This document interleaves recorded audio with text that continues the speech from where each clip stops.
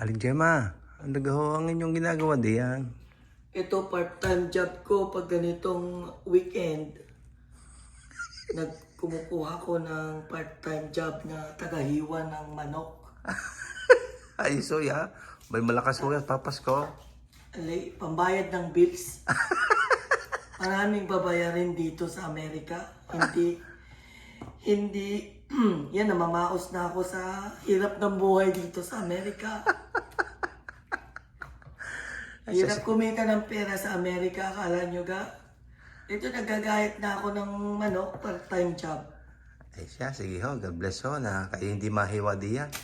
Yeah, ito kung sino man ang gustong magpahiwa ng manok dyan, ay dalhin nyo po dito sa amin at ako'y maggagayat. $1 lang po para hita. Sige ho, Bye! pagigihin nyo, God bless us all. Okay, bye!